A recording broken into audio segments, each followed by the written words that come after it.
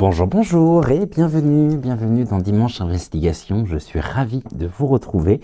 J'espère que vous avez passé un bon samedi et puis que ce dimanche s'annonce de la meilleure façon qui soit. Alors peut-être que vous prenez cette émission dans la soirée, donc auquel cas j'espère que votre week-end s'est bien passé, que vos vacances également se déroulent pour le mieux, tout du moins pour celles et ceux qui sont en vacances. Peut-être même avez-vous la chance et le bonheur peut-être de recevoir vos petits-enfants, d'être avec vos petits-enfants. Et bah, si c'est le cas, partagez vraiment, profiter pleinement de ces moments en famille. Et je suis très heureux bien sûr de vous retrouver. On va aujourd'hui terminer notre série d'émissions, non pas sur la pondérance, mais sur le sujet en lui-même, à savoir que cela va faire la 3e émission, que nous sommes dans, on va dire, la catégorie, je l'ai noté, concernant l'angle de vision que nous abordons avec les énergies templières, avec les énergies également des guides. Donc on va clôturer, avant de passer à un autre chapitre, les questions en lien avec la pondérance contre l'excès et contre la manipulation des extrêmes. Il y a 3 semaines, nous avons traité ensemble la première question, à savoir comment justement la pondérance permet-elle d'échapper au piège du manichéisme et puis des extrêmes. La semaine dernière, nous avons traité donc l'Église et d'autres systèmes de pouvoir ont souvent prôné un équilibre qui ressemble davantage à une soumission douce. Donc comment différencier la vraie pondérance du conditionnement au compromis passif. Et aujourd'hui, donc, le sujet de notre jour sera, alors j'ai noté la question, la société moderne joue sur l'excès, incontestablement, que ce soit à travers l'hyperconsommation, à travers également l'hyper-émotivité, et puis ce qu'il qualifie également de mouvement d'hystérie collective. Donc on va se poser la question de savoir si la vraie pondérance est une forme de rébellion ou non. On fera un point sur une synthèse sur les 3 questions que nous avons traitées. Mais avant de regarder précisément ceci, on va, comme à chaque début d'émission du dimanche, on va prendre l'oracle du prophète et puis on va poser tout simplement la question aux énergies templières, de savoir quel est le message qu'ils souhaitent nous transmettre donc en ce début d'émission. On va le faire en 3 cartes. Je vais déjà faire une coupe que je ne veux pas regarder et puis ensuite on le fera en 3 cartes. Alors, donc bien sûr, vous pouvez vous installer bien confortablement pour notre investigation, pour notre voyance. Et bien sûr, merci à vous pour votre fidélité, pour tous vos commentaires, pour tous vos j'aime, pour tous vos partages. Et croyez-moi, le fait de savoir que vous répondez au rendez-vous, eh bien nous booste, Joël et moi, et Joël d'ailleurs, que vous retrouverez à partir de lundi, puisque comme vous avez pu le constater, vendredi, il n'a pas pu être présent parmi vous pour son émission Regard Intuitif, mais eh bien, vous retrouverez Joël, donc Joël à partir de lundi. Allez, 3 cartes. Qu'est-ce que les Templiers souhaitent nous transmettre en ce début d'émission? Donc avec l'oracle du prophète, et puis nous prendrons bien sûr connaissance dans le livret des passages en question qui correspondent donc, chacune des cartes de cet oracle correspond à un chapitre donc du prophète de Khalil Gibran. Et on étoffera effectivement notre tirage avec tout ceci. Allez, on y va. qu'est-ce que l'on nous dit? On nous parle de la connaissance de soi. Nos rendez-vous, notre investigation nous permettent effectivement de pouvoir bénéficier justement eh bien, de cette sagesse universelle, et sont autant de clés finalement de connaissance, de conscience sur notre propre chemin, d'évolution. On a le féminin, on a le masculin, et puis on a une silhouette à l'arrière. Hein. Et donc cette silhouette ici pourrait être effectivement celle d'un Templier qui nous livre à travers ses émissions eh bien, ce qui est en lien avec le masculin et le féminin sacré. Ils nous permettent aussi de pouvoir renforcer, de pouvoir développer notre propre dualité, hein, nos propres forces féminines et masculines. À l'intérieur de nous, on a le travail, on travaille ici, on travaille notre connaissance de soi, le travail. On nous dit qu'il y a beaucoup de travail encore, hein, oui, beaucoup de travail pour que les consciences, on va dire, du plus grand nombre puissent s'élever, mais c'est en cours, hein, les choses sont en cours, et nous avons au milieu, eh bien, le temps, justement. Le temps est venu de pouvoir travailler à conscientiser notre propre connaissance de soi. Le temps, c'est vraiment un point important. On a les arbres en plus, donc on a la dimension, à la fois on est ancré et élevé vers d'autres plans de conscience, et même si ça souffle, hein, actuellement on est un peu dans une période complètement chaotique par rapport à tout ce que nous pouvons constater, tout ce que nous pouvons voir au niveau de la polypointitique. Et le travail est un travail chaotique pour nous priver précisément de notre propre connaissance de soi, pour éviter de nous poser les bonnes questions. À travers ceci, on va retrouver les égrégores sociétaux, hein, qui sont bel et bien présents, et qui n'ont d'autre but finalement que de nous impacter, ou que de vouloir nous impacter au quotidien pour faire baisser nos vibrations, nos énergies. Mais travaillons justement au renforcement. C'est un travail quotidien, hein, le renforcement justement de nos propres dimensions, hein, de notre propre essence. Et on va s'intéresser justement eh bien, à la première carte, donc la connaissance de soi, et on va regarder ce que le livret nous dit. Alors, voici le message. Vous voudriez connaître en parole ce que vous avez toujours connu en pensée. Nous sommes avec les thèmes de l'inspiration, de la perception, de la prémonition. Et voici le message. Donc, ne cherchez pas à tout prix à l'extérieur la réponse rationnelle à vos interrogations. Laissez-vous porter par votre silence intérieur et ouvrez les oreilles de votre cœur. Fermez les yeux, la réponse viendra alors sous forme d'une image ou d'une sensation. Très très juste, l'important justement de notre intuition, l'importance également de nos sens extrasensoriels. Et puis je vais vous transmettre maintenant le passage extrait du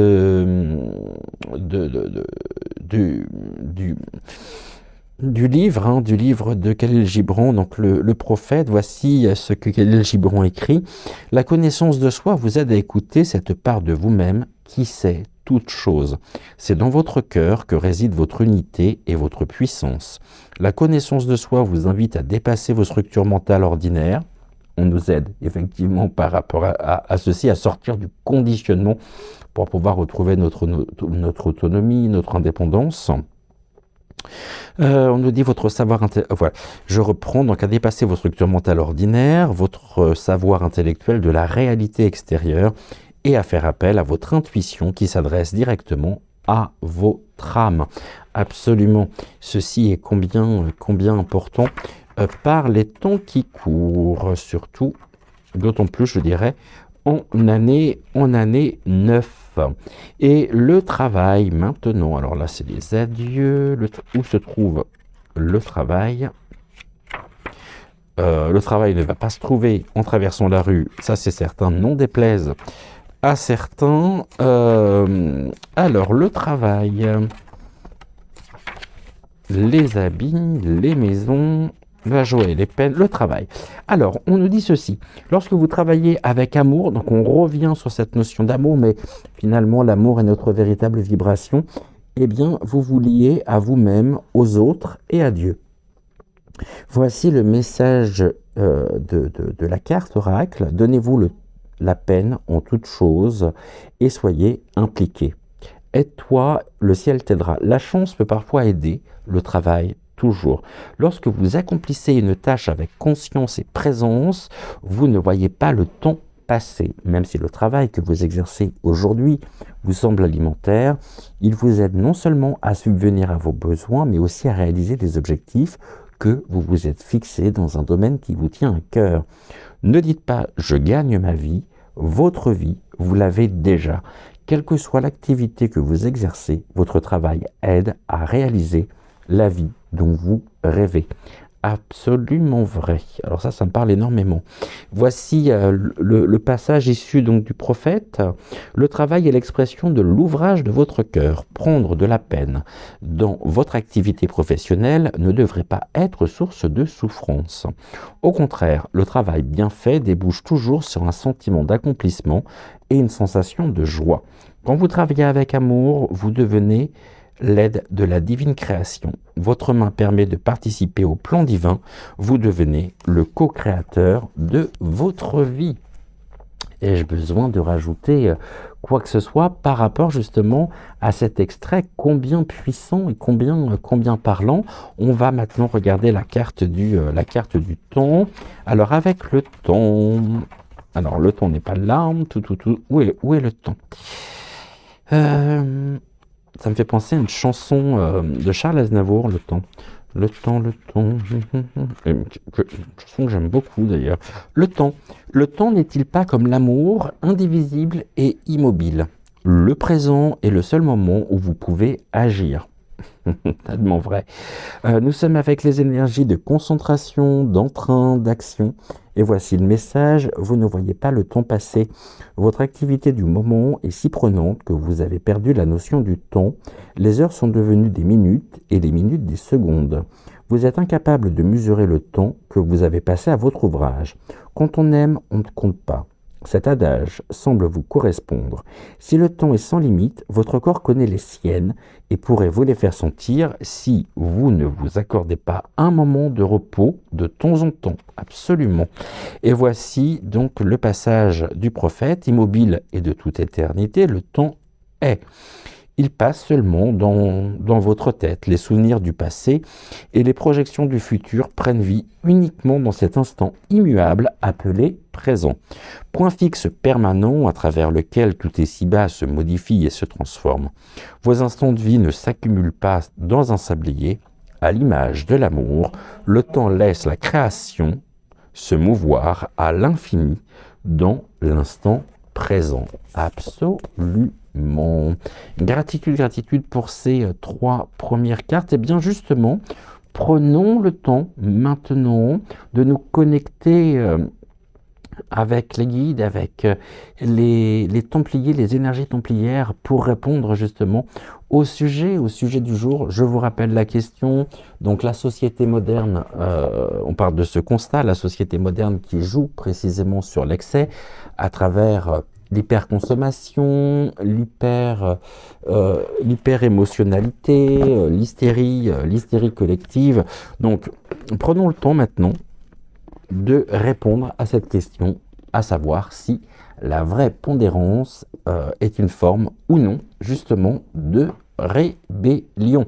Pour cela, juste avant la captation, j'ai pris l'oracle du Béline, revisité de Gabriel Sanchez. On va le faire en 2 rangées de 5 cartes. Donc voici la première. Touc. Donc 5 cartes. Chers amis templiers, chers amis guides qui êtes à mes côtés avec moi, qu'avez-vous à nous transmettre à travers ces 5 cartes. Et on commence tout de suite par la première. On va commencer notre voyage par la première. On va y aller progressivement. On découvrira bien sûr la carte centrale, les différentes associations comme d'habitude avec la carte centrale et puis les associations spécifiques. Et on va commencer avec la carte de l'union. L'union, on a encore la notion du cœur. On est dans les énergies de fusion, d'association, d'alliance, la complémentarité, l'équilibre, le rassemblement et l'attraction. Donc très clairement, on débute notre émission en nous parlant finalement d'union, de fusion, c'est-à-dire d'une harmonie. Et cette harmonie, elle est souvent finalement, quand on y pense et quand on gratte un petit peu la surface des choses, hein, cette harmonie que l'on nous vend au quotidien, cette recherche d'harmonie, elle est souvent finalement une contrainte, hein, une forme de contrainte dissimulée, dans le sens où les alliances d'aujourd'hui, elles sont dictées finalement, je dirais essentiellement par le conformisme, la peur d'être seul aussi, il faut bien en parler, plutôt justement que par une véritable complémentarité, même si, heureusement, cette véritable complémentarité existe bel et bien. Et puis je pense qu'elle n'a jamais autant existé que depuis ces dernières années. Mais ça sous-entend effectivement ici quelque chose qui ne doit absolument pas servir des intérêts personnels. Qu'en est-il de la deuxième carte? Nous sommes avec la carte de la maladie. On nous parle d'une union malade, et on est avec les notions d'affliction, de dépérissement, de fatigue, les maux, le mal-être, les incertitudes, les lenteurs et les épreuves. Donc on voit très clairement par rapport à notre question que l'excès, puisque c'est de ça dont il est question aujourd'hui, l'excès, finalement, l'excès ça affaiblit.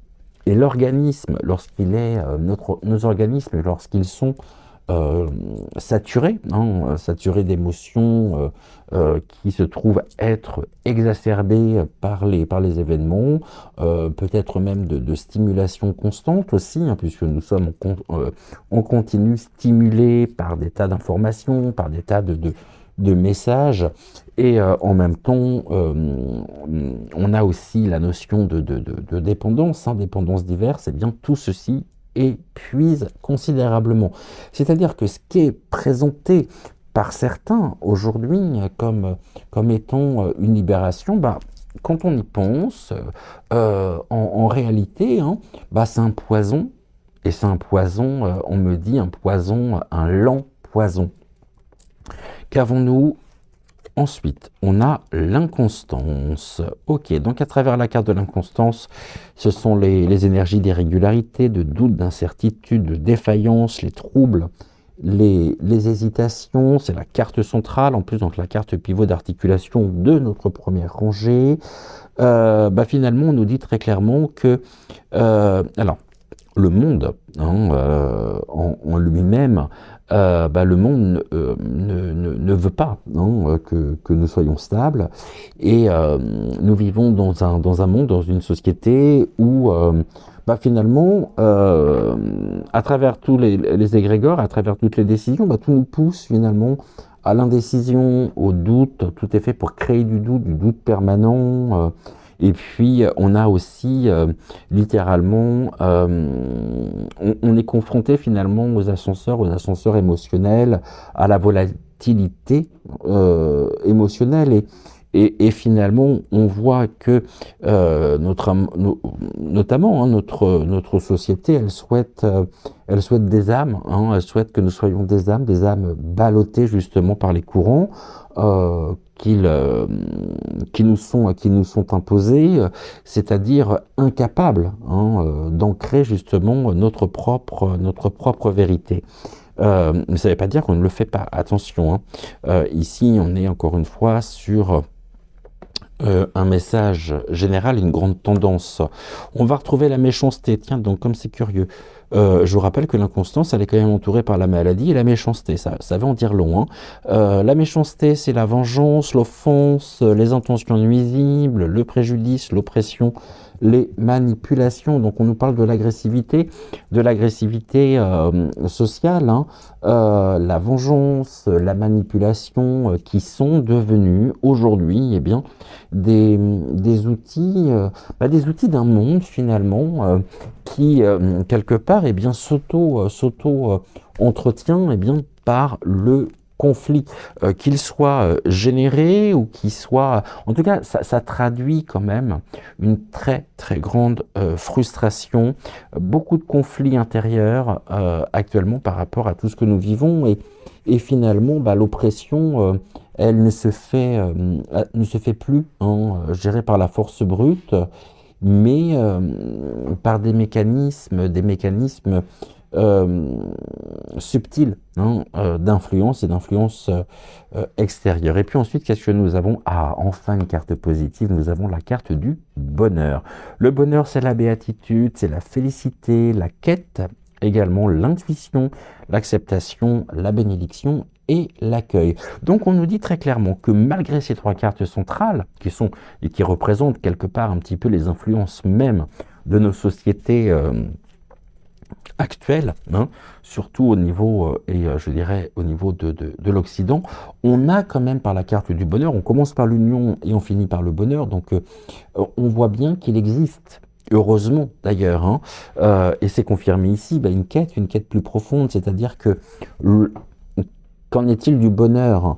Le bonheur, il ne réside pas dans l'excès, il ne réside pas non plus dans l'acceptation ou dans une forme d'acceptation qui se voudrait passive de ce que l'on nous impose. On voit que le bonheur, il est aujourd'hui, on le ressent pour beaucoup d'entre nous, je dirais, il est dans notre intuition, dans notre capacité aussi, bien sûr, hein, à voir au-delà, hein, au-delà des apparences, et puis à accueillir le réel, c'est-à-dire le réel, mais sans aucune distorsion. Alors, on va regarder maintenant les différentes associations avec la carte centrale. L'union, lorsqu'elle est associée justement à l'inconstance, eh bien, nous montre que l'harmonie recherchée dans une alliance peut vaciller, hein, lorsqu'elle est bâtie sur des bases instables. Et dans notre société dite moderne, mais c'est la décadence à tout va, hein, eh bien, on prêche, hein, on prêche la communauté, mais gérer tout en, quelque part, en favorisant finalement très clairement l'individualisme exacerbé. Donc finalement, on se rend compte que l'illusion quelque part du vivre ensemble ne tient, mais ne tient pourquoi? Comment ne tient que par la peur finalement de la solitude, alors que la vraie pondérance, elle vient imposer quelque part à travers ces énergies, eh bien, le discernement de l'union, mais d'une union qui est sincère, de la fusion, bien sûr, de la fusion qui, elle, au contraire, peut être, et très souvent d'ailleurs, on se rend compte malheureusement au quotidien qui est destructrice. La maladie avec l'inconstance, très clairement, on nous parle quand même de l'instabilité, de cette instabilité constante, permanente, qui finit carrément, disons-le, hein, par user à la fois notre corps, qui use aussi notre propre esprit. Et finalement, dans notre société, dans notre monde, où finalement l'excès est devenu, hein, quelque part une norme ou la norme, eh bien on voit que beaucoup d'êtres s'épuisent, hein, à courir après des chimères, très clairement. Et donc la tempérance, c'est vraiment un remède contre cette maladie. Je parle, oui, de maladie, puisque c'est devenu finalement une maladie moderne, c'est-à-dire une discipline qui restaure. Donc la tempérance, c'est ça.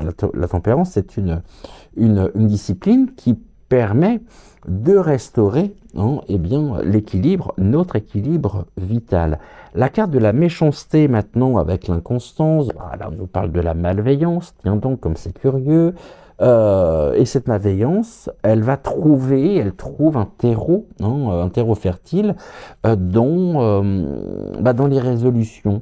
Et manipuler finalement une masse, je veux dire ça comme ça j'incrimine absolument personne, mais je pense que vous m'aurez compris, est particulièrement facile, aisé, c'est-à-dire que on voit très clairement que les extrêmes, elles prospèrent justement sur l'absence de repères. Et donc, alors attention, quand j'ai les extrêmes, je vous parle pas de l'extrême gauche ni de l'extrême droite, qu'on soit d'accord. Et la rébellion, la rébellion silencieuse, elle va résider précisément dans l'ancrage. On avait la carte de l'arbre. Il est temps justement de pouvoir nous ancrer. Et tout finalement nous pousse à savoir maîtriser, à savoir gérer nos propres émotions et surtout à être lucide face aux stratégies d'oppression. Donc ça, c'est un point extrêmement important. Et maintenant, on voit le bonheur et l'inconstance. Eh bien, on est là sur un bonheur qui est conditionné justement par des impulsions qui sont erratique, puisque ici on va nous parler de mirage. Donc finalement, le véritable bonheur, il émane de la constance dans l'être et certainement pas des stimulations incessantes. Donc loin finalement d'être une passivité, la pondérance est vraiment un choix, et un choix conscient, un refus très clair des illusions temporaires. Ça, c'est un point important. Mais là où quand même je suis assez rassuré, c'est de me dire qu'on commence par l'union qui fait la force, le bonheur, mais on voit qu'il y a quelque chose d'extrêmement clivant quand même à travers tout ceci. Ça ressort également à travers les cartes. On va regarder maintenant quelle est notre deuxième rangée. Donc toujours pareil, en 5 cartes, et puis on va procéder de la même manière. Donc, qu'en est-il, s'il vous plaît? Alors, on commence par la carte du départ.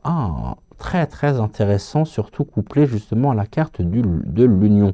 Un nouveau départ. Ok, mais j'y reviendrai en temps voulu par rapport aux associations. Je voudrais juste voir ce que vous voyez en retour caméra. On est bon, on y va. On voit que la carte du départ, elle peut laisser présager justement qu'actuellement, eh bien, qu'un grand nombre de personnes cherchent justement à échapper à ce système. Très clairement, là, je n'ai même pas besoin des cartes pour vous dire ça, mais ça ressort ici. Mais finalement, le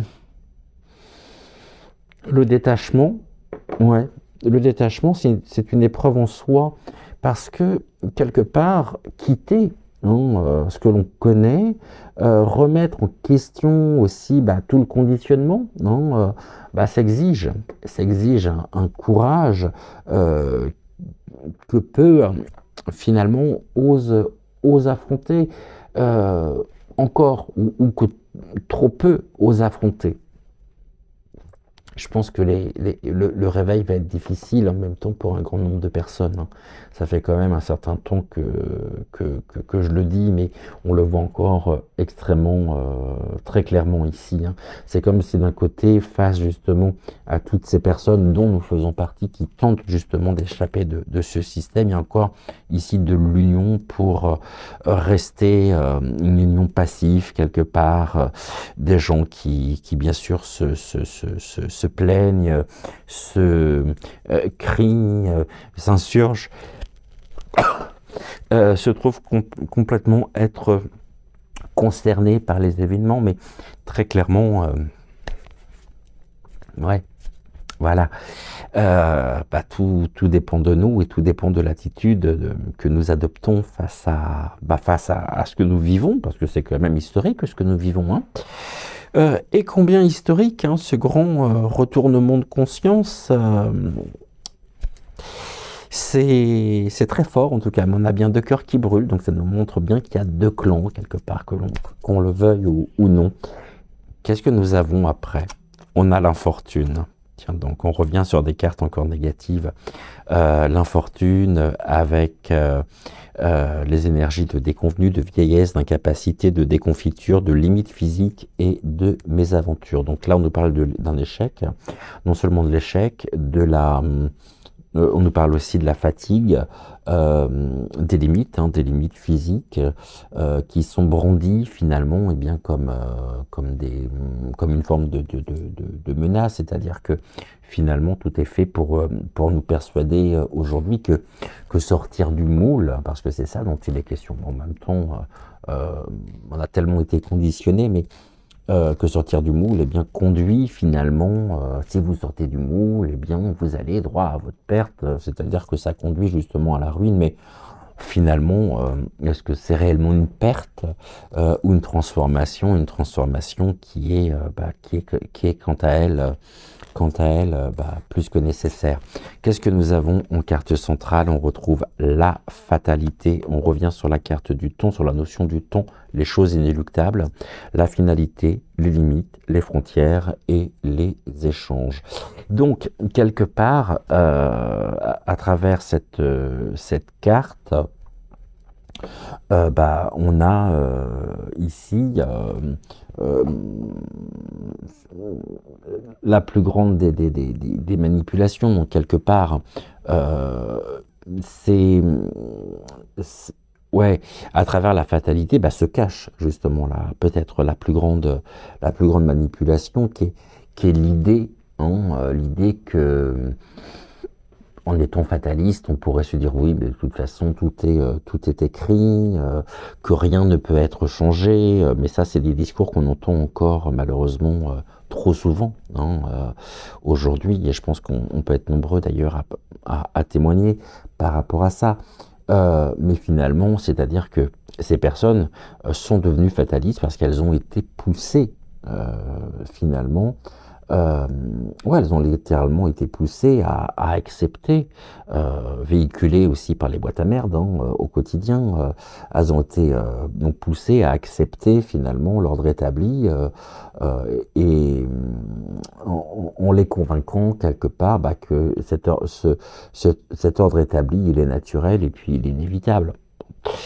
Ouais, mais ça, c'est là où moi je me pose énormément de questions finalement pour toutes ces personnes qui refusent peut-être de voir, qui refusent d'admettre parce que ce que nous avons sous les yeux.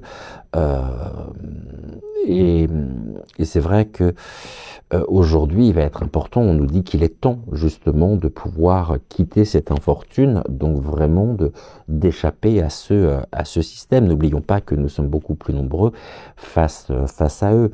Qu'avons-nous ensuite? On a la carte de la découverte. Oh là là, méchanceté et découverte en plus. Ça parle bien, ça. J'y viendrai après. La découverte, donc à la découverte, c'est le télescope, on a l'étoile, c'est la prise de conscience, la solution, l'innovation, les ressources, vérité, ingéniosité et résilience.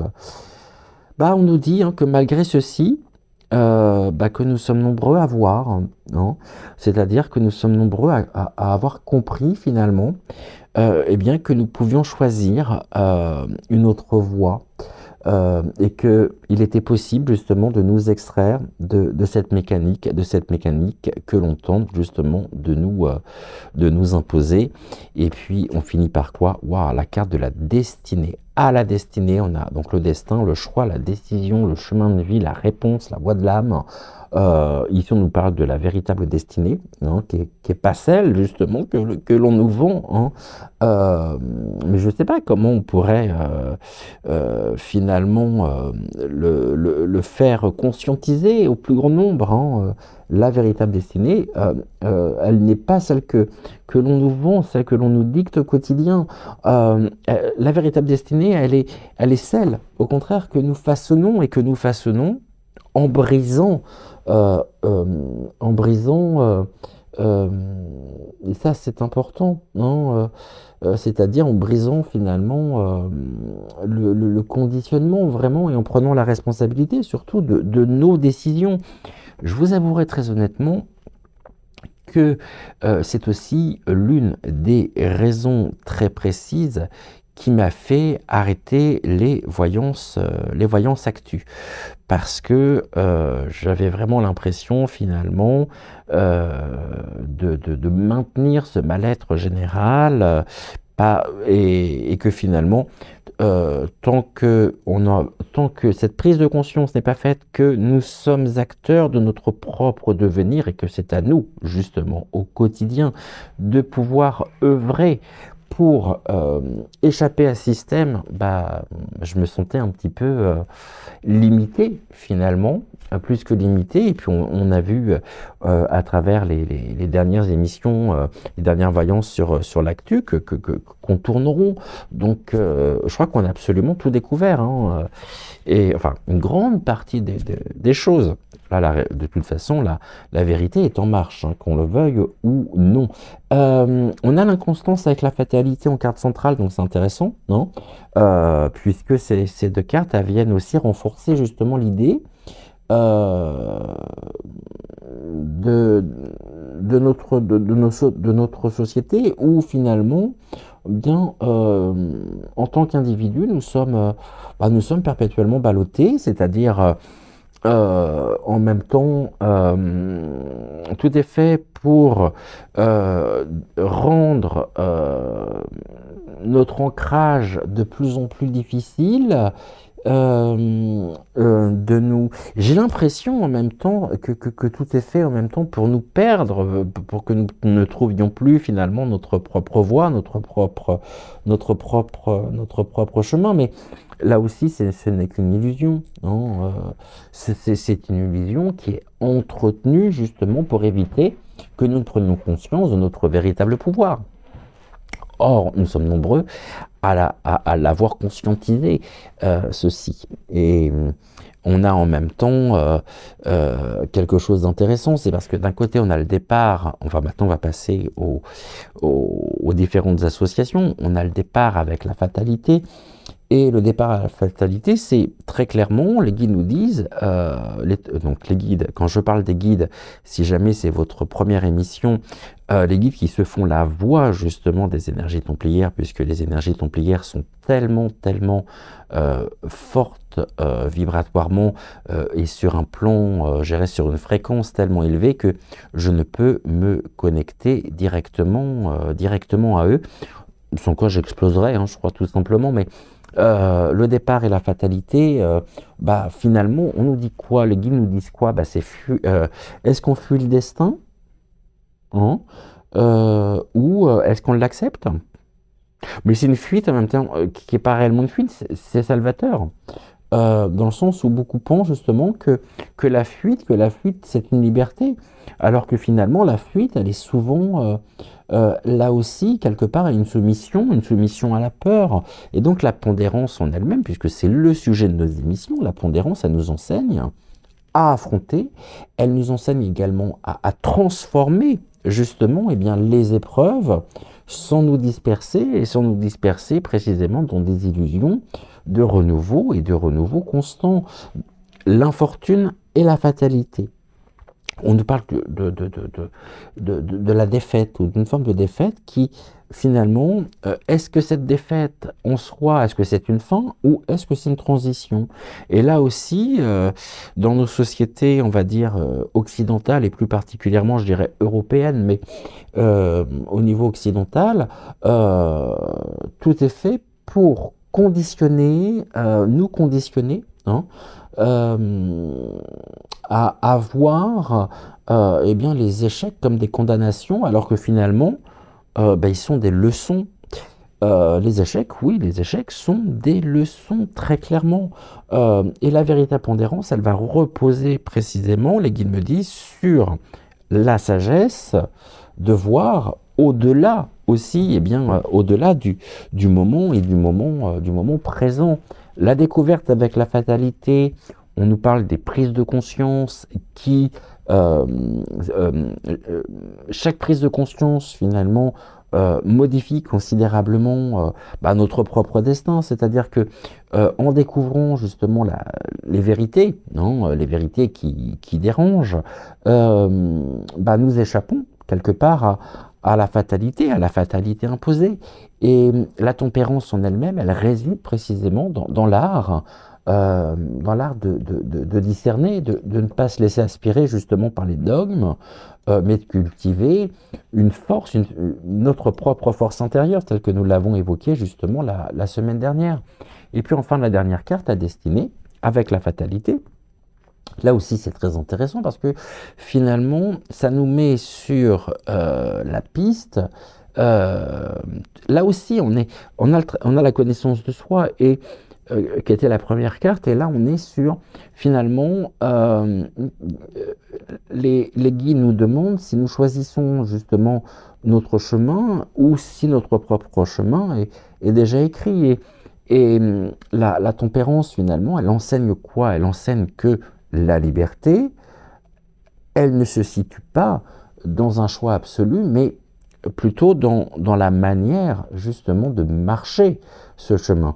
Et donc, un être, on va dire, un être pondéré, hein, ne se laisse ni enfermer dans une forme de déterminisme, ni illusionné, je dirais presque encore moins illusionné, hein, par une indépendance dénuée précisément de sens. Donc maintenant que nous avons vu, que nous avons découvert l'ensemble des cartes qui composent notre tirage, on va s'intéresser aux différentes associations donc des cartes entre elles. Donc on va commencer avec l'union et le bonheur, donc nous l'avons vu. La maladie et la méchanceté, on l'a vu. Le départ, ok, avec la destinée, c'est fait, c'est vu. L'union et le départ, justement, on est sur... on nous dit que fuir, finalement, fuir ne suffit pas, dans le sens où nous sommes amenés à comprendre que chaque pas vers la pondérance, c'est un pas surtout vers la connaissance de soi, pour reprendre ce terme, mais vers la réalisation de soi. L'infortune maintenant est... on me parle de... Pourquoi on me parle de ça? L'infortune... Non, ok. L'infortune et la maladie, hein. On nous parle d'un système qui est sans équilibre, et ce système, il mène inéluctablement finalement à la ruine, quelque part, tant individuelle que collective. Maintenant, on a la découverte de la méchanceté, on découvre la manipulation, et le fait de découvrir précisément cette manipulation nous permet aussi d'y échapper. Et puis, la destinée et le bonheur, là, très clairement, seuls, finalement, ceux qui comprennent que notre destin repose sur nos choix, nous permet aussi de trouver, je dirais, la véritable félicité, pour reprendre ce terme. Donc on voit que, quelque part, l'association de l'union et du bonheur, nous rappelle que la véritable harmonie, elle n'est pas dans la fusion aveugle, mais dans la complémentarité. Et là, pour le coup, dans une forme de complémentarité, les guides me disent, qui est consciente. La maladie avec la méchanceté montre justement que l'excès mène à l'épuisement, que l'agitation perpétuelle également sert surtout ceux qui manipulent les masses. Et puis le départ avec la destinée laisse entendre que seule la rupture justement avec le conditionnement permet de retrouver notre véritable chemin. L'infortune et la découverte, quant à elles, viennent indiquer que ce que l'on nomme finalement échec est en réalité une révélation, et puis la découverte avec la méchanceté, hein, ça expose la crainte des dominants. Donc, c'est-à-dire que la crainte que l'individu, finalement, c'est ça dont ils ont peur. Le pouvoir a peur que l'individu voit enfin leur jeu et puis s'affranchisse, hein, de leur, de leur influence. Donc, tout ceci est quand même extrêmement parlant, je trouve. Ce tirage est extrêmement parlant. En allant plus loin, les guides me disent également que la société, elle nous berce depuis des décennies d'un leurre, c'est-à-dire celui d'un équilibre, on en parlait la semaine dernière, mais qui n'est qu'un masque, qui n'est qu'une illusion bien orchestrée. Et on y voit justement que l'excès, il est roi aujourd'hui, hein. Je dirais, en même temps, il est quelque part, même très souvent déguisé sous les traits finalement du progrès, de la liberté, et puis du bonheur immédiat. Mais tout est fait pour nous pousser en même temps à la surconsommation, mais sous prétexte, hein, de choix. On parlait de l'hyper-émotion, donc là on nous parle de l'hyper-émotion comme étant finalement, sous prétexte, je dirais, de l'authenticité, et puis à l'indignation perpétuelle, que j'évoquais tout à l'heure, bien sûr, sous prétexte de justice. Donc finalement, en tant qu'individu, en tant qu'individu moderne, tout est fait justement pour que cet individu dit moderne, et en ça, je me fais du souci pour les générations qui ne connaissent que ce mode de gouvernance, n'est plus maître finalement de son propre rythme, dans le sens où il est devenu quelque part, il est devenu captif, hein, d'une cadence qui, elle, est imposée par ceux qui exploitent à la fois son instinct, ou ses instincts plutôt les plus primaires. Donc la vraie pondérance en elle-même, c'est vraiment, oui, je pense, hein, un acte de rébellion, une force en même temps, une force intérieure qui s'oppose, hein, à cette vague frénétique, et en même temps, les guides me disent que elle est le refus du chaos imposé, le choix aussi, le choix conscient de ne pas être le jouet des influences extérieures. Mais, ok, les guides me disent que pour finalement bien comprendre cette rébellion silencieuse, encore faut-il justement que nous puissions discerner, comprendre les dynamiques qui façonnent ce qui est devenu justement notre société. Donc ça, c'est très important. Voilà en tout cas, à travers ces 10 cartes, ce que nous pouvions évoquer avec les guides et avec les énergies templières. Alors maintenant, on va tenter, justement, j'ai pris des notes aussi, moi, pour être sûr de rien oublier, parce qu'on va regarder, justement, on va essayer de faire une synthèse sur les 3 questions que nous avons abordées au cours de cette investigation.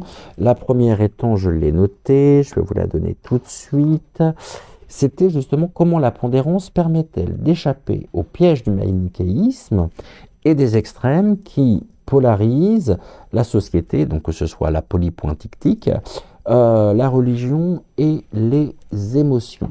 Alors, on a vu à travers cette émission, qui était consacrée justement à cette question, que la société, on le voit aussi très clairement à travers ces cartes, hein, que la société, elle repose sur la division, hein, et sur l'opposition.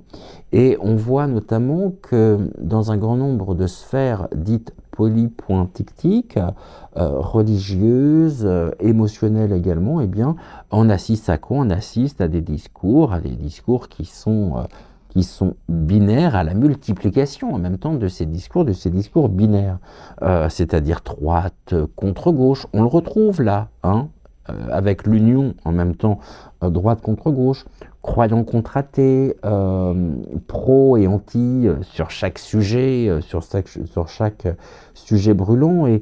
Et cette logique, finalement, du pour ou contre, elle enferme l'individu dans une pensée simpliste, et en même temps, quelque part, le forçant, oui, à choisir un camp, au lieu d'analyser finalement la complexité des enjeux. Donc, quand on regarde aujourd'hui ce qu'il en est au niveau des réseaux dits SO6.O, moi j'ai passé beaucoup de temps, comme vous le savez, parce qu'en plus je travaille sur ces mêmes réseaux, que ce soit sur Facebook, TikTok, VK, Crowbunker, il y en a tellement, j'en ai oublié dans l'eau, et veuillez m'excuser d'ailleurs, donc bien sûr YouTube. On voit quoi?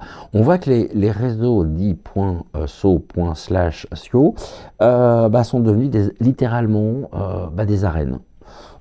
Des arènes où les débats se transforment en guerre de clans. Alors je vous dis pas ces discussions qu'il y a pu avoir au sujet de la véracité ou non. Alors vous savez ce que j'en pense personnellement pour m'être exprimé très largement sur le sujet.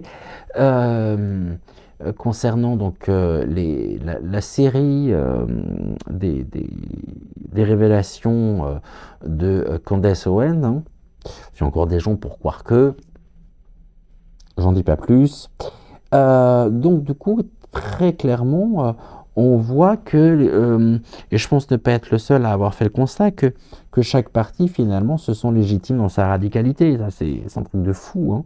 Et celui qui cherche finalement un terrain d'entente, ou qui va exposer peut-être des nuances, il va être immédiatement quelque part taxé de tiède ou accusé de ne pas s'engager.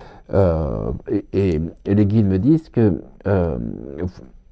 pourtant, c'est précisément justement dans cette capacité à ne pas être emporté par les extrêmes que réside la force de la pondérance.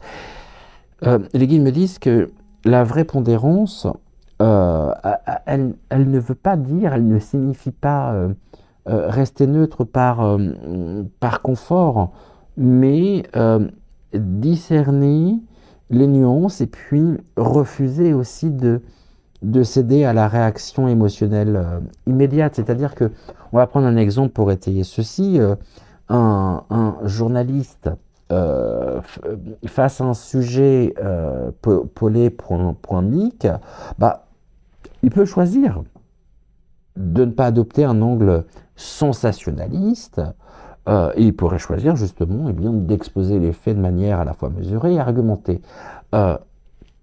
Il pourrait, j'ai bien dit il pourrait. Ça ne veut pas dire qu'il va éviter le débat, mais en même temps, ça voudrait dire qu'il refuse d'être un simple relais justement d'opinions préfabriquées. Or, à ce sujet, je pense que nous sommes bien d'accord. Et quoique ça tendance quand même légèrement, un peu froidement encore aujourd'hui et puis celui qui va l'ouvrir, allez hop, poubelle, liberté d'expression, on n'en a plus. Et on voit en même temps, on retrouve cela aussi dans nos sphères privées, c'est-à-dire que là aussi, beaucoup connaissent malheureusement des conflits familiaux, depuis le coco. On est encore dans la division, quelque part c'est divisé pour mieux régner, mais donc on va prendre cet exemple d'un conflit familial finalement où l'un des membres est en désaccord avec un autre sur une question de valeur, et bien plutôt que de réagir avec colère ou peut-être même en allant plus loin de couper finalement les ponts sous prétexte d'incompatibilité, celui qui va incarner justement la pondérance, il va prendre du recul, c'est-à-dire qu'il va écouter et par cette écoute active, il va comprendre surtout les peurs, les croyances justement de l'autre, et puis il sera à même justement de pouvoir répondre, de répondre avec mesure, et ceci permettra d'éviter de tomber dans une dynamique qui pour le coup, est destructrice. Et pour revenir à cette première question que nous nous sommes posée, donc à savoir la polarisation, hein. Donc la polarisation finalement émotionnelle, c'est un piège. Très clairement, c'est un piège, car elle vient alimenter l'instinct de survie et puis le besoin d'appartenance à un groupe. Or, la pondérance, elle agit finalement comme une lucidité qui nous permet justement de ne pas être manipulés par des forces qui exploitent nos émotions dans le seul et unique but, je dirais, de nous enfermer dans des visions antagonistes justement du monde. Nous avions ensuite abordé donc à travers la deuxième question, où est-ce que j'ai noté la question, ça serait pas mal, où on parlait justement de l'Église, on a parlé de l'Église, des autres systèmes de pouvoir qui, donc ça c'était l'émission de la semaine dernière, qui ont souvent prôné justement un équilibre qui ressemble davantage donc à une soumission, et on se posait la question de savoir comment différencier justement la vraie pondérance du conditionnement au compromis passif. Donc, pour faire une synthèse de cette émission que nous avons vue, et peut-être pour rappeler, ou alors si vous prenez cette émission et si vous découvrez Dimanche Investigation pour la première fois, je vous invite bien sûr à vous référer à l'émission de la semaine dernière, mais on va quand même en parler aujourd'hui. On va parler des systèmes de pouvoir, mais quel que soit le système de pouvoir, qu'il soit religieux, qu'il soit économique, politique, ils ont littéralement prôné justement un équilibre. Ils prônent un équilibre qui n'est en réalité qu'un asservissement sous couvert, pour le coup, de modération.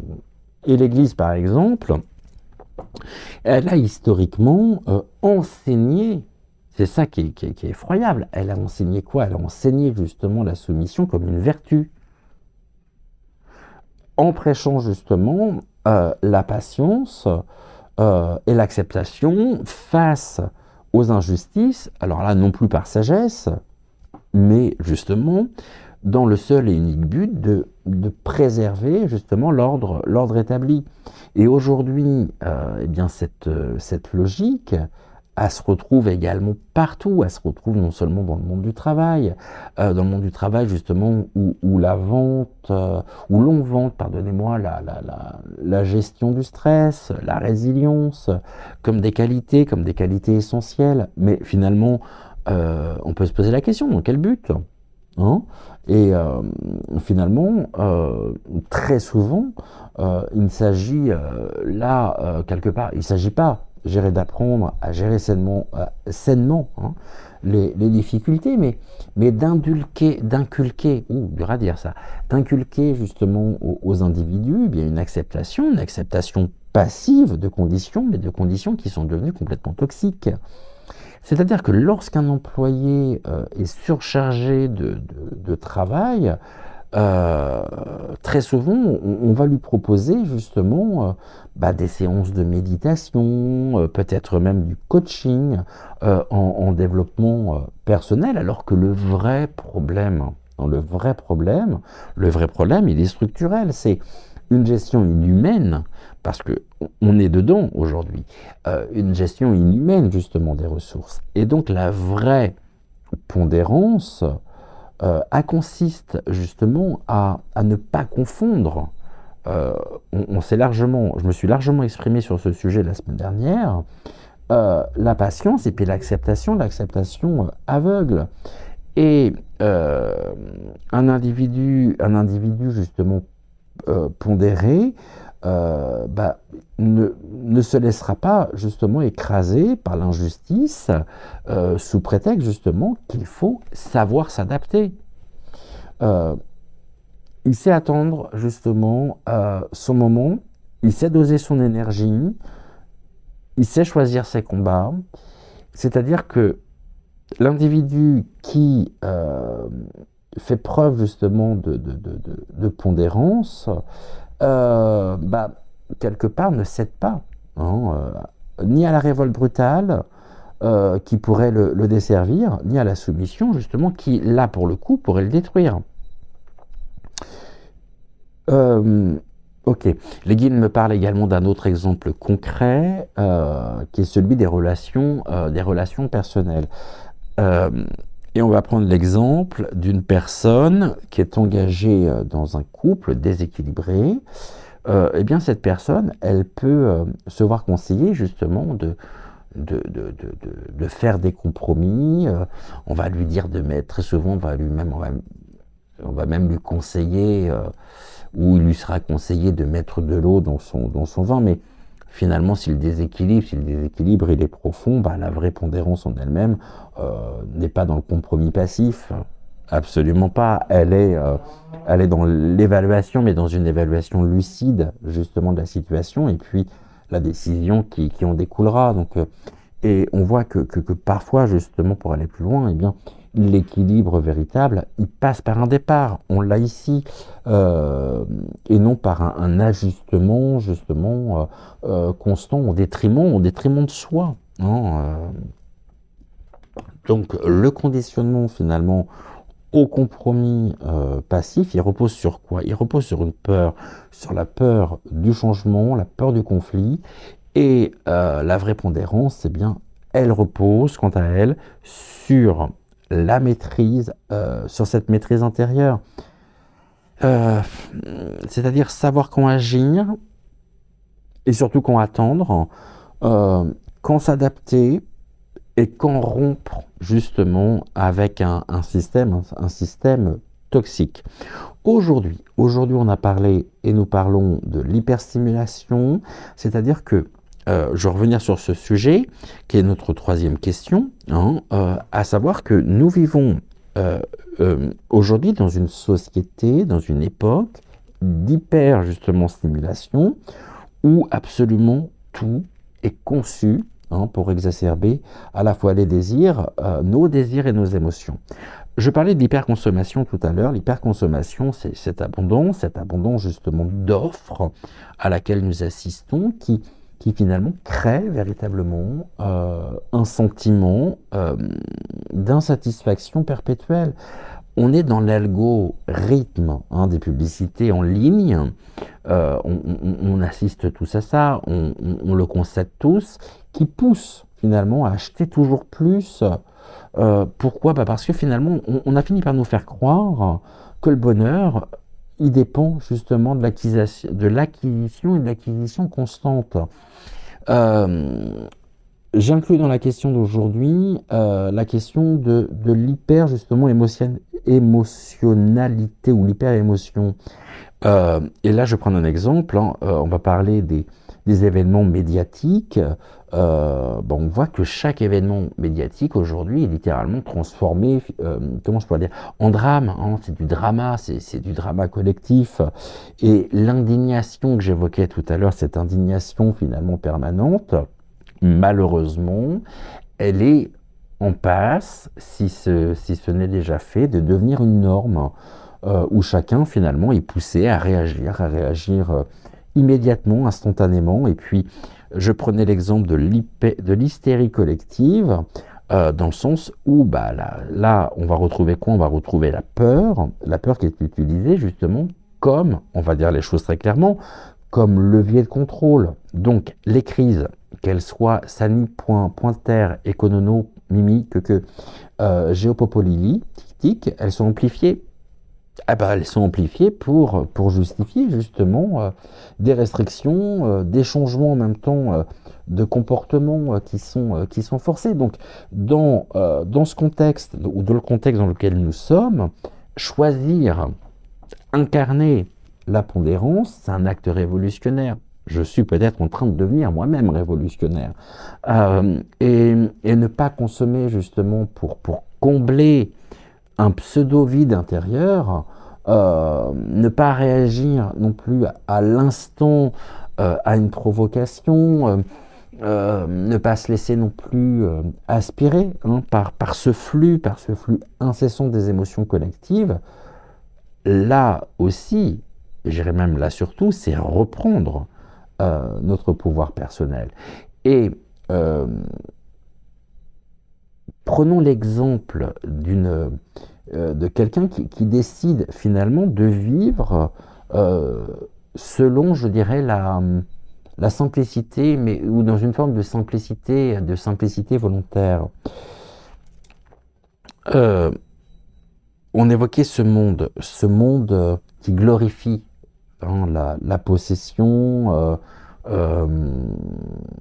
l'accumulation, le choix même d'un retour finalement à la simplicité. Et là, bon, je pense à certaines personnes en particulier, mais il est perçu comment? Il est perçu comme une marginalité. Quelque part, ça serait vivre en marge, parce qu'il refuse justement de rentrer dans le moule. Alors que finalement, ce choix conscient du retour justement à la simplicité, il exprime non pas une marginalité, mais il exprime une liberté authentique. Mais c'est comme celui finalement qui refuse de s'indigner finalement gérer sur commande. C'est-à-dire que celui qui ne cède pas à la panique collective, au conformisme émotionnel, qui est imposé justement par les médias, bah, il devient un électron libre. Alors nous sommes peut-être devenus justement des électrons libres. Ça ne veut pas dire que nous sommes insensibles, loin de là, mais que nous choisissons simplement hein, à quoi accorder justement notre énergie.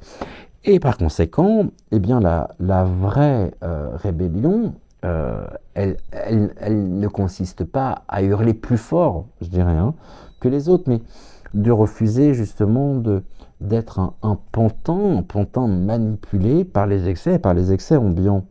Donc, on voit très clairement, on assiste à ça, aux sociétés qui poussent de plus en plus aux extrêmes, par tous ces messages subliminaux, par tout ce comportement, c'est-à-dire en nous incitant réellement à la polarisation, en tentant en même temps de nous conditionner à une fausse modération.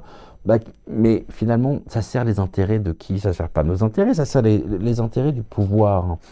Et la pondérance véritable, elle consiste ni à se laisser happer justement par l'hystérie collective, encore moins, j'irais, à accepter passivement les injustices sous prétexte Yuki tralala d'un équilibre. Hein bon, au contraire, elle est, j'irais, la pondérance, c'est un état de conscience qui permet justement de voir au-delà hein, des manipulations, c'est-à-dire de faire preuve, on a la découverte, les prises de conscience, donc de faire preuve de discernement et puis d'agir, surtout d'agir avec justesse. Autrement dit, bah, c'est vraiment une posture qui repose finalement sur l'ancrage, la patience en même temps et puis surtout la lucidité.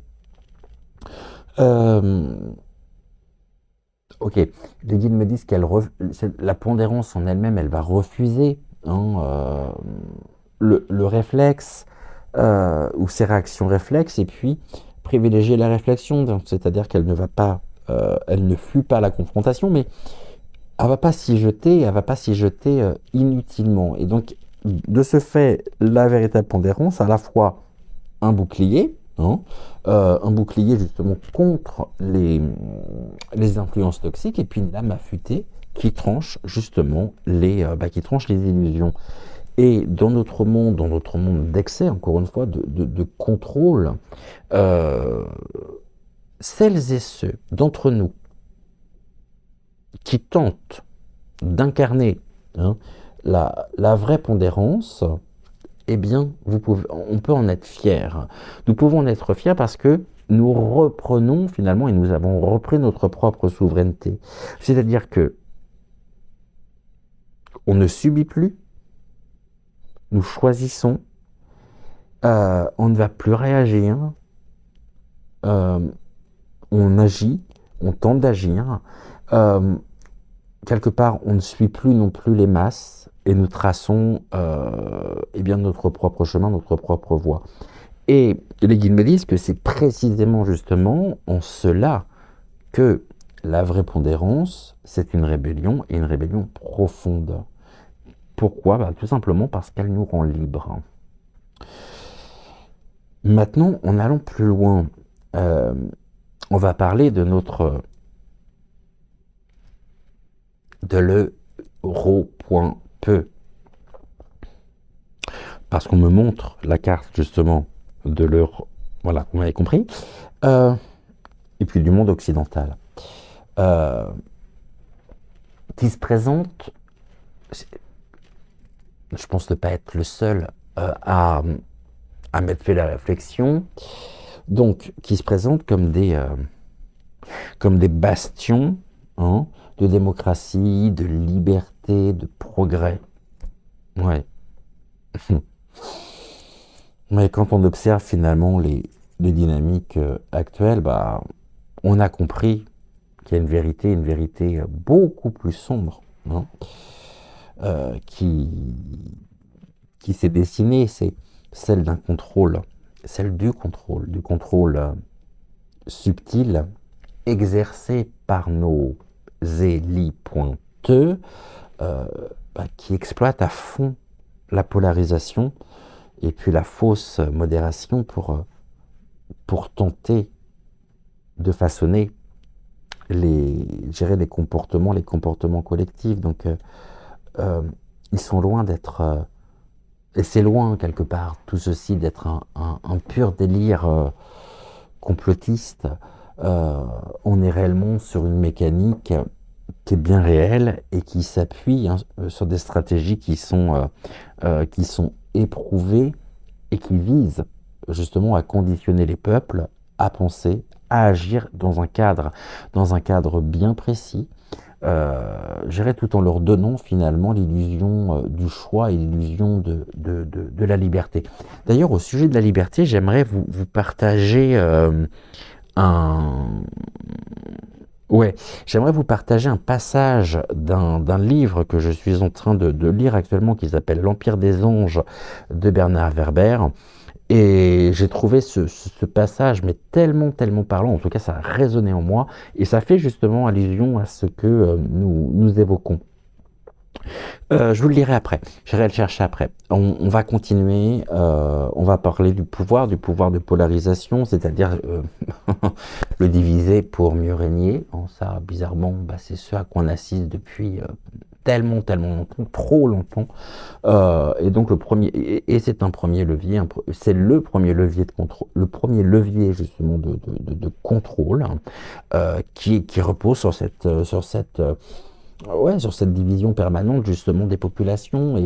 Et en polypointique, dans les médias aussi, ça passe aussi dans la culture, les conflits ils sont entretenus, ils sont amplifiés justement pour empêcher l'émergence d'une véritable réflexion indépendante.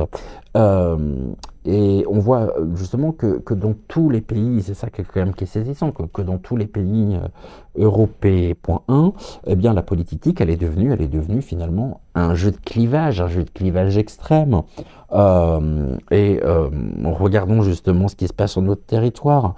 On voit que les débats, ils sont systématiquement ramenés à un affrontement justement entre les progressistes et les réactionnaires, pour ne pas dire entre les élites mondialisées et puis un terme qui me fait hurler, c'est le populisme nationaliste, et donc on est encore une fois dans un schéma qui est binaire et qui empêche finalement toute discussion rationnelle sur les véritables enjeux.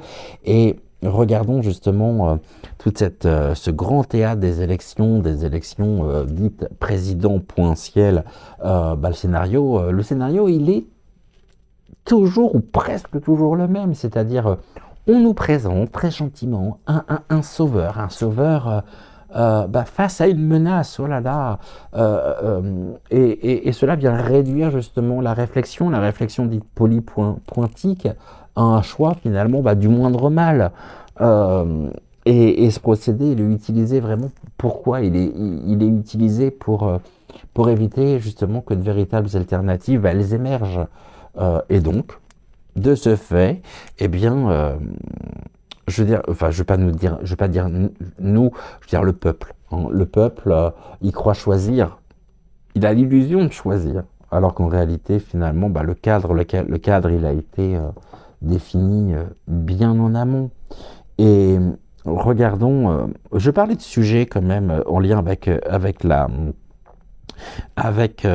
l'actu.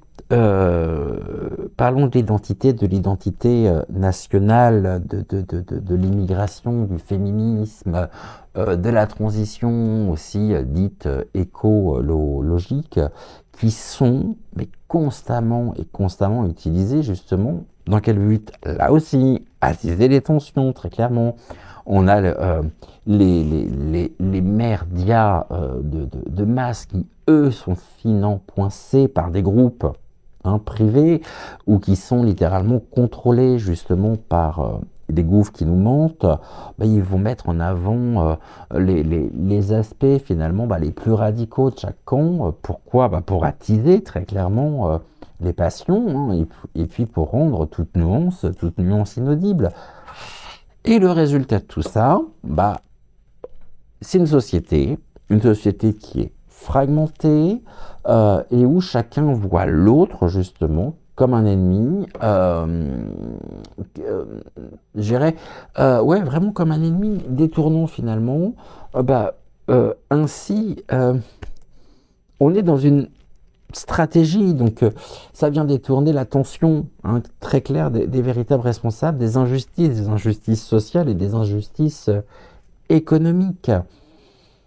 Et quand justement la polarisation ne suffit pas, nos chers e.ly.te ils vont utiliser une autre technique. C'est la promotion d'un équilibre qui finalement n'est qu'une soumission déguisée. On va parler donc de l'union.euro./ ou ce que vous voulez PN, et puis l'austérité économique. On voit que l'UE prône depuis des années une modération budgétaire. Oui. Finalement, cette modération budgétaire, elle oblige précisément les États à réduire leurs dépenses dites pu.bli.que sous prétexte justement de responsabilité dite écono.mimique. Résultat, on a vu ce que ça donne. On a des services publics qui sont littéralement détruits, une précarité qui est grandissante et puis une soumission bien sûr accrue au marché financier. Et donc, en tant que citoyen, finalement, on est quelque part conditionné à croire que l'austérité, c'est une fatalité. C'est un choix nécessaire ou un équilibre nécessaire pour éviter justement l'effondrement économique. Mais finalement, cet équilibre, quand on y pense avec lucidité, justement, il ne sert que les grandes institutions dites financières et des multinationaux.nal qui voient justement dans l'appauvrissement des États une opportunité très clair d'accroître leur emprise. On en parle aussi de la gestion des crises. Sanitaire, climat pointique, sécuritaire. On en parle ou on n'en parle pas? Allez, on en parle. Retour en arrière, flashback à quelques années pendant la dite crise du coco totalement vide. ou des mesures aussi contre le changement climatique, que ce soit la logique, là aussi, elle reste la même. C'est imposer précisément des restrictions sous couvert de protection collective, tout en habituant, j'ai bien en habituant parce qu'il y a toujours des personnes qui, pour porter justement le masque, c'est-à-dire tout en habituant les citoyens à une obéissance passive. Et donc, pendant justement, j'utilisais ce terme-là, il y a longtemps que je ne l'ai pas utilisé, durant le pain de mie, les populations, on a été littéralement conditionnées à accepter des mesures liberticides au nom de la sécurité sanitaire.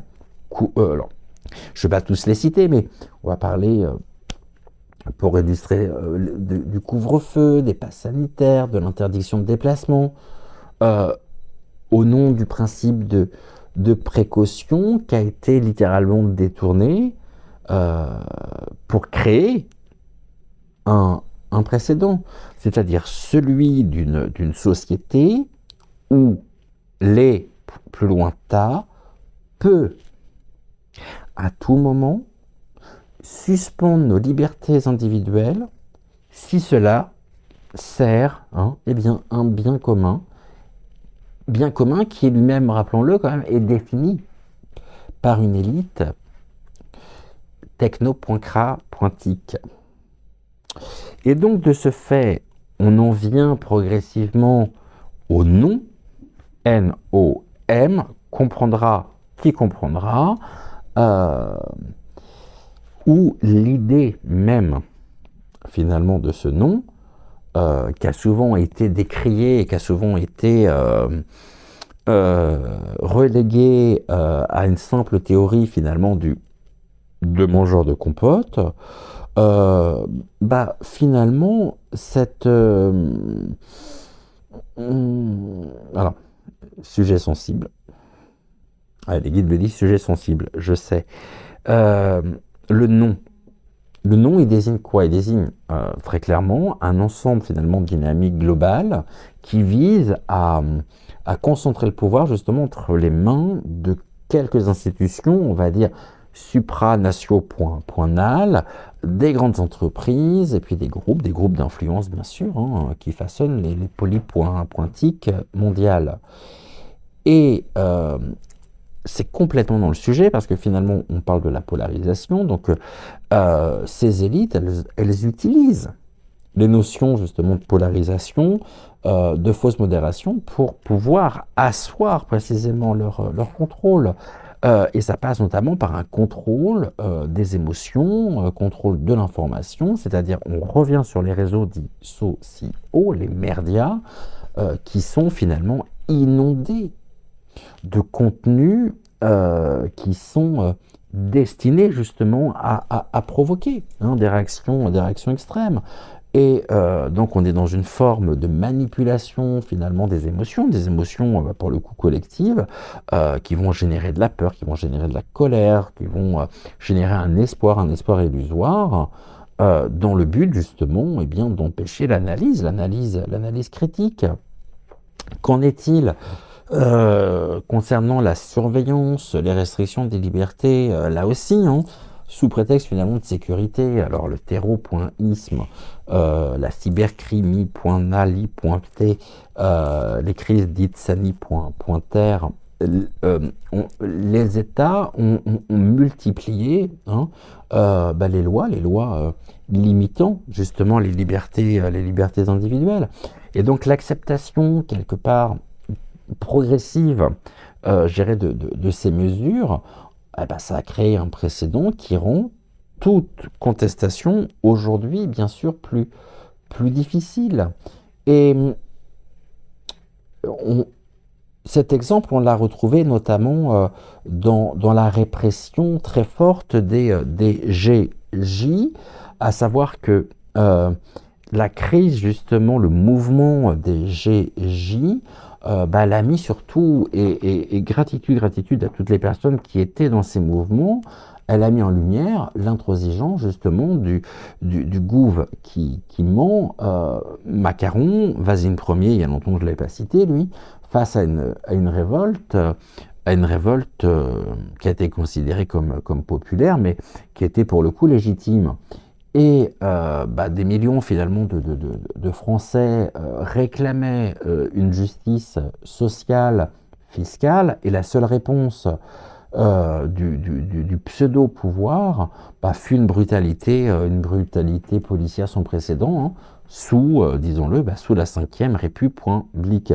Donc finalement, loin d'incarner la pondérance, hein, Vasine Ier, il a renforcé quoi? Il a renforcé la fracture entre le peuple et l'État, et il a montré son véritable visage, c'est-à-dire celui d'un dirigeant au service même des élites financières, puisque méprisant les classes populaires, qui n'existent plus d'ailleurs, quasiment plus. Et les démocraties finalement modernes, elles ne sont souvent qu'une vitrine. Et par Vasine Ier, je dirais même sous Vasine Ier, ce vernis, il a commencé à se racler.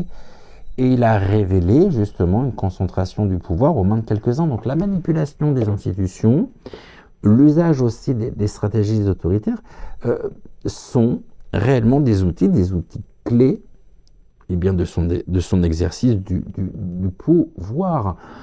Je ne veux pas parler de la réforme des retraites et puis de l'utilisation massive du 49.3, mais en imposant finalement une réforme de retraite rejetée par une grande majorité de Français, et puis en la passant, surtout en la passant de force avec l'article 49.3 justement de la Constitution, mais il a fait quoi? Il a démontré justement que le parlementarisme n'était qu'une formalité.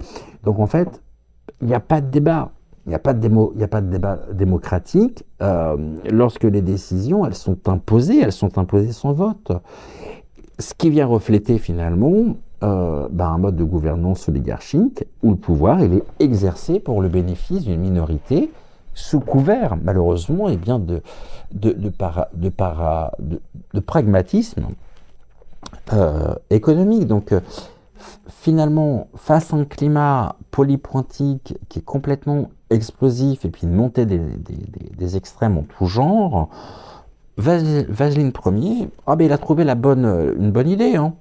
Il a eu une bonne idée. C'est celui de dissoudre l'Assemblée nationale. Dans le but tout en pensant reprendre la main, mais finalement, cette manœuvre s'est retournée contre lui, permettant justement à certains partis de pouvoir accroître justement leur influence et puis renforçant aussi la polarisation hein, qu'ils prétendaient combattre. Mais cet événement, en tout cas, il démontre que loin de rechercher, je dirais, un véritable équilibre, il mise hein, sur le chaos contrôlé pour maintenir justement sa mainmise sur le pouvoir. Et de ce fait, bien sûr qu'il n'est pas un président du peuple.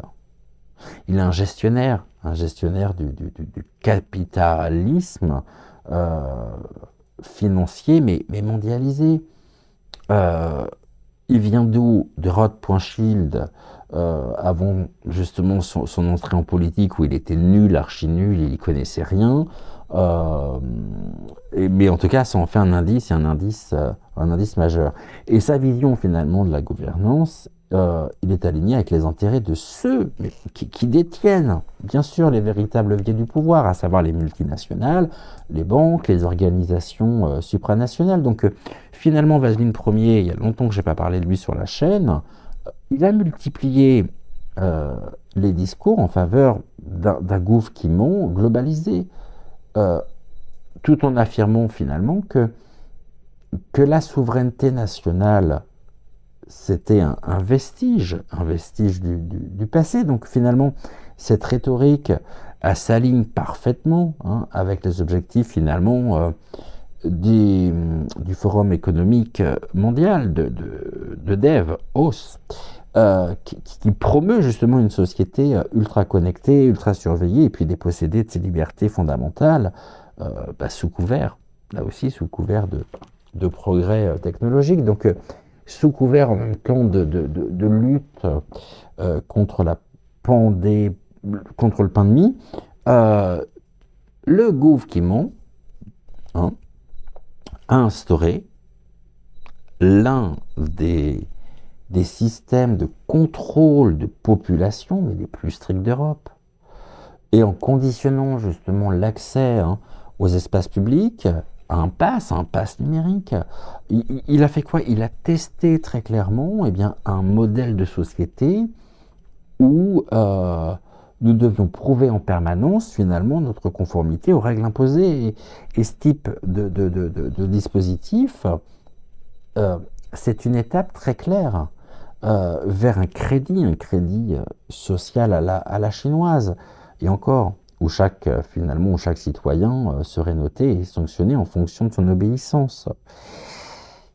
Et de ce fait, justement, pour maintenir l'illusion démocratique, les médias de masse sont devenus un outil essentiel du contrôle mental des populations. Ne serait-ce qu'en France. En France, on a une poignée de milliardaires qui détiennent l'essentiel des groupes de presse. On a vu ce que ça a valu pour Énergie 12 et C8. Sachant que Lely.Z, la serre carnivore, elle orchestrait une communication millimétrée pour façonner justement l'opinion publique. Et que ce soit, j'en parlais tout à l'heure, les gilets jaunes, les syndicats, les opposants, au pass sanitaire, toute contestation, elle a été systématiquement réduite à une menace pour la dite république publique.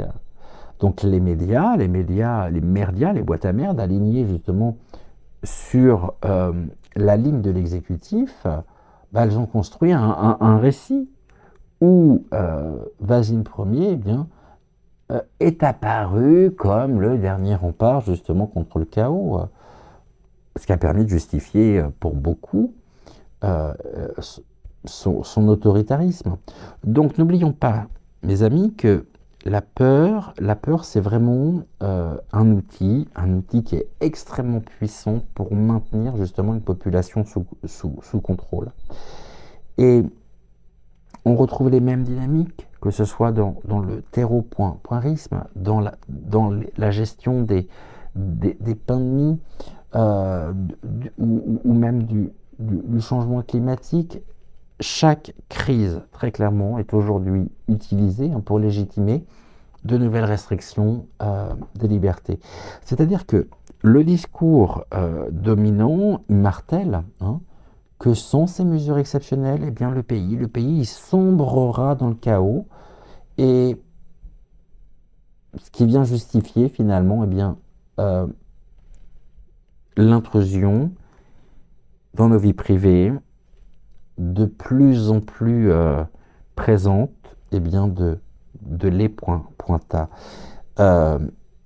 Donc finalement, Vasile Ier, c'est l'incarnation parfaite du dirigeant moderne, tel que le conçoit le nom, c'est-à-dire un homme qui est façonné par la finance, qui semble maîtriser l'art de la rhétorique, qui manipule les institutions démocratiques, mais pour mieux les vider complètement, pour mieux les vider de leur substance. Et sa politique, elle repose sur quoi? Elle repose sur une apparente pondérance. Mais cette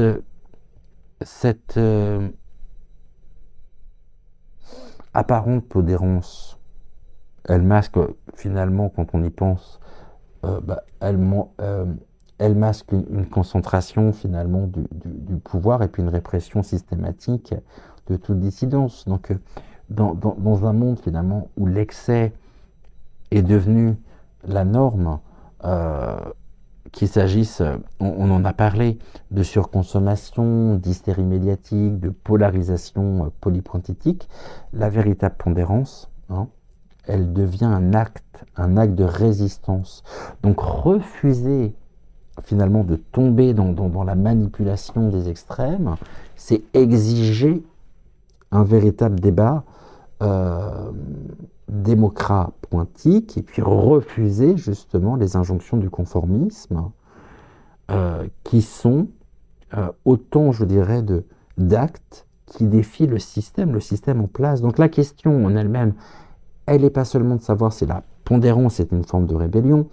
La véritable question, après ce cheminement et cette digression quelque part, hein, qui a été la mienne au cours de cette émission, elle est finalement de savoir jusqu'où nous sommes finalement prêts à aller pour finalement reconquérir notre propre souveraineté intellectuelle, notre propre souveraineté polypointique, face justement à une élite qui nous considère comme du bétail.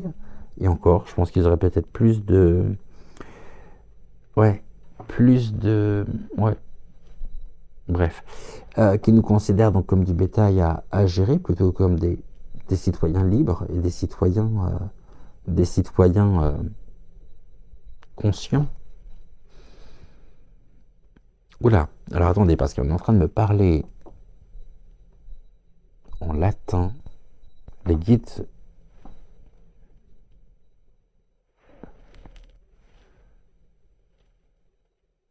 Je vous transmets, je ne sais pas du tout ce que ça veut dire.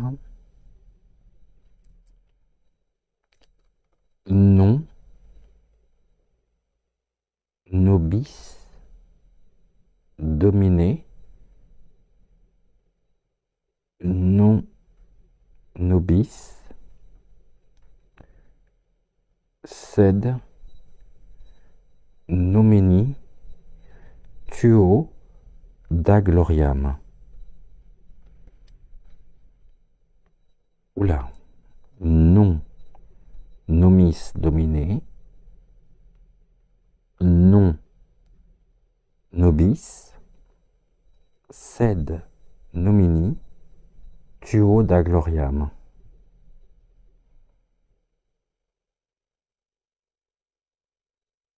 Je ne sais pas du tout ce que ça veut dire. Si quelqu'un d'entre vous a fait du latin et connaît justement cette... Les guides me disent que c'est le cri, ok, le cri des Templiers qui résonne encore aujourd'hui. Donc, les Templiers nous font savoir par l'intermédiaire des guides que c'est leur cri qui résonne encore très fortement aujourd'hui, et on me dit que ceux qui détiennent le pouvoir ont tout fait pour effacer l'héritage des véritables libres penseurs. Mais il suffit d'ouvrir les yeux pour voir que la bataille pour la liberté n'a jamais cessé. La quoi? La question est, qui osera encore la mener? Ok, je sens que je vais rentrer et que je vais réceptionner un message des Templiers. Je vais aller vous chercher avant de réceptionner ce message, et je ressens cette montée énergétique, cette montée vibratoire. Je vais aller vous chercher avant d'oublier donc l'extrait que j'évoquais tout à l'heure. Vous allez voir, ça va faire sens. C'est issu du livre que je suis en train de lire de Bernard Werber, L'Empire des Anges. J'ai vraiment... c'est une très très belle découverte que ce livre, comme tous les romans de Bernard Werber. Mais par rapport à ce que j'évoquais aujourd'hui, vous allez voir. Page 249 dans l'édition Le Livre de Poche. Voilà ce que Bernard Werber écrit. Les Crecs, C-R-E-Q. L'homme est en permanence conditionné par autrui. Tant qu'il se croit heureux, il ne remet pas en cause ce conditionnement. Enfant, il trouve normal qu'on le contraigne à avaler des aliments qu'il déteste. C'est sa famille. Adulte, il trouve normal que son supérieur l'humilie. C'est son travail. Marié, il trouve normal que sa femme lui fasse des reproches permanents. C'est son épouse. Citoyen, il trouve normal que son gouvernement réduise sans cesse son pouvoir d'achat. C'est le gouvernement pour lequel il a voté. Non seulement il ne s'aperçoit pas qu'on l'étouffe, mais en plus il revendique sa famille, son travail, son système politique et la plupart de ses prisons comme autant de formes d'expression de sa personnalité. Beaucoup d'humains sont prêts à se battre bec et ongles pour qu'on ne leur ôte pas leur chaîne. Pour nous, les anges, il est donc parfois nécessaire de provoquer ce combat ils nomment des malheurs et que nous en haut qualifions de CREQ pour crise de remise en question. Les CREQ peuvent prendre plusieurs formes: accident, maladie, rupture familiale, déboire professionnel. Ces crises terrifient les mortels, mais au moins les conditionnent provisoirement. Très vite, l'humain part à la recherche d'une autre prison. Le divorcé est pressé de se remarier.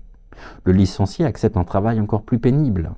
Cependant, entre le moment où survient la crise de remise en question et celui où le mortel retrouve une autre prison, il aura joui de quelques instants de lucidité. Il aura entrevu alors ce qu'est la vraie liberté, même si en général, cela l'a plutôt effrayé. J'ai rien à rajouter. Vous me direz en commentaire si cela vous a parlé ou non, et peut-être même si vous avez lu ce très très beau ouvrage qu'est L'Empire des Anges de Bernard Werber. Eh bien, je crois que je suis prêt à réceptionner maintenant, pour terminer notre émission, le message des guides qui vont se faire les voix de nos amis templiers.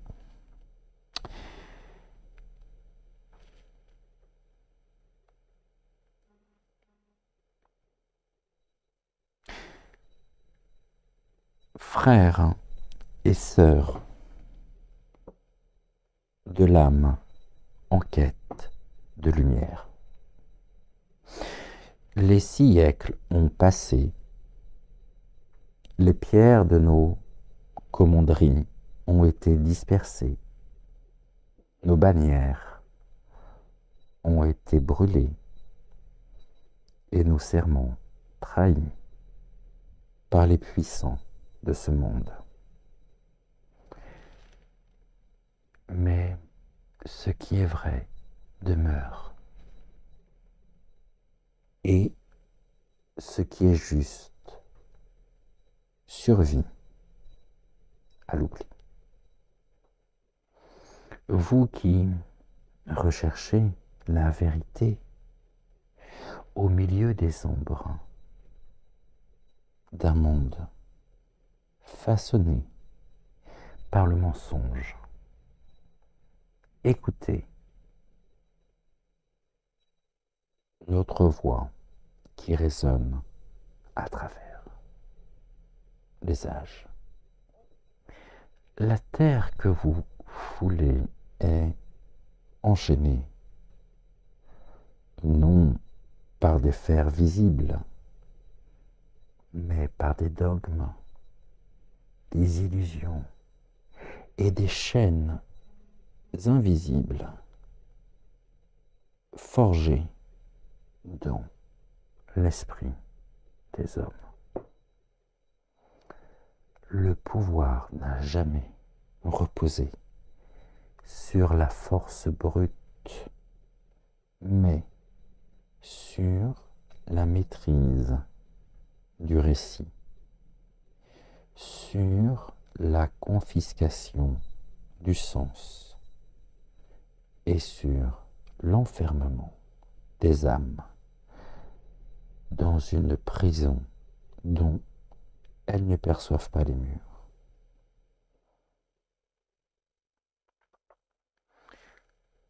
Voyez le piège qui vous entoure. Vos dirigeants se parent des couleurs de la liberté, mais ne sont que des geôliers raffinés. Ils prêchent l'équilibre, mais imposent la soumission. Ils louent la pondérance, mais ne tolèrent aucun esprit indocile. Leur art est celui du détournement. Détourner la quête de justice en vengeance, la quête de vérité en conspiration, la quête de tempérament en renoncement. L'hystérie collective est leur arme, car un peuple divisé, apeuré et manipulé est un peuple qui ne se dresse pas. Voyez comme il souffle le chaud et le froid, comme il vous exhorte à la tempérance lorsqu'il s'agit de résister, mais à l'excès lorsqu'il s'agit de consumer, de vous disperser, de vous soumettre aux vices qu'ils imposent. L'excès d'émotion, l'excès de divertissement, l'excès de peur sont les chaînes qui remplacent celles de fer. Mais le guerrier silencieux ne tombe pas dans ces pièges. Il sait que la véritable tempérance n'est ni l'inaction, ni l'obéissance aveugle. Elle est le contrôle souverain de son être, la maîtrise de ses pensées, la conscience aiguisée de son chemin. Elle est un feu intérieur que rien ne peut souffler, une encre qui ne cède pas aux tempêtes, une lame qui ne se brise pas sous la pression. Celui qui possède la vraie pondérance est un rebelle, car il ne se laisse pas emporter par les marées de la manipulation. Il n'est ni un jouet, ni un esclave de la résignation. Il voit le fil ténu qui sépare la sagesse de la soumission et il marche dessus avec l'assurance de celui qui ne cherche ni l'approbation des maîtres ni la validation des foules. Nous avons vu ces pièges se refermer sur les peuples bien avant votre temps. Nous avons connu l'heure où l'on vous dit de courber l'échine au nom de la paix. Nous avons connu l'instant où les mots sacrés sont détournés pour vous enchaîner. Nous avons connu la trahison de ceux qui jurent protéger, mais ne cherchent qu'à dominer. Et pourtant, nous avons vu la lumière dans les âmes qui refusent. Nous avons vu les flammes qui ne s'éteignent pas, celles qui embrasent les cœurs, qui n'acceptent pas l'asservissement. Levez-vous dans le silence de la conscience retrouvée. Ne cherchez pas le fracas des armes, mais celui de l'esprit qui refuse la servitude. Reprenez la souveraineté de vos pensées, de vos âmes, de vos terres antérieures et extérieures. Soyez tempérés, non par résignation, mais par maîtrise. Ne cherchez pas l'extrême, ni la mollesse du compromis, mais la justesse du chemin droit. Le monde n'a pas changé. Seuls les visages du pouvoir ont remplacé ceux d'hier. Mais la bataille, elle, est toujours la même.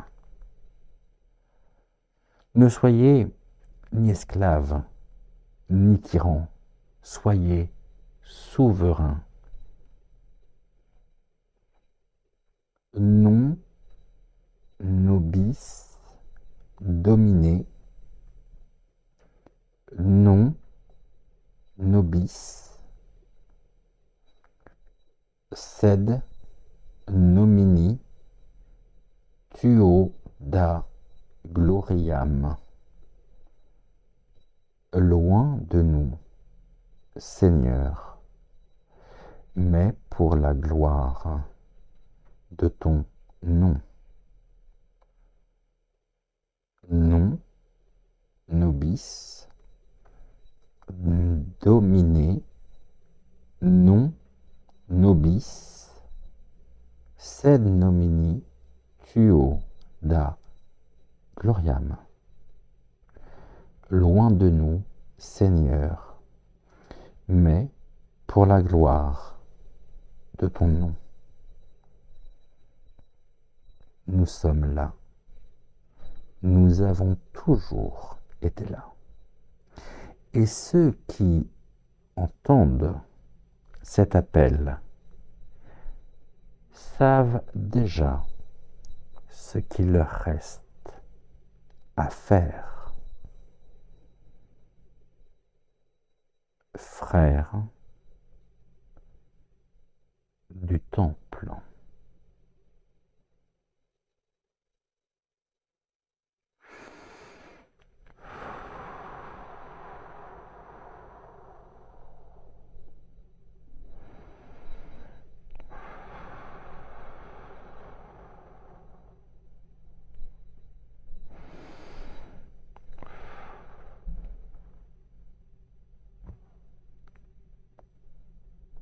Gratitude, gratitude, gratitude au guide de s'être fait les voix de nos valeureux chevaliers de lumière. Gratitude, gratitude, gratitude à nos valeureux chevaliers de lumière. Gratitude à vous aussi d'avoir suivi cette émission. C'était Dimanche Investigation, la première émission dominicale de ce mois de mars. Je vous souhaite un excellent dimanche, une très bonne journée, une très bonne soirée, tout dépend de l'heure à laquelle vous verrez cette émission. On se retrouve dès demain à partir de 5h05 pour une nouvelle semaine ensemble, avec vous avez un message au cours desquels, à travers les voyances que je vous proposerai, eh bien, nous découvrirons les énergies de la journée. J'étais ravi, bien sûr, de partager ce moment en votre compagnie. Prenez soin de vous, prenez soin de celles et ceux que vous aimez, et puis très très belle journée à vous, très belle soirée, et je vous dis à très vite. Je vous aime, merci pour votre fidélité, merci pour cette belle semaine que nous avons passée ensemble, et gratitude, gratitude, gratitude. Je vous embrasse, prenez soin de vous, et à demain pour une nouvelle semaine ensemble. Ciao, ciao.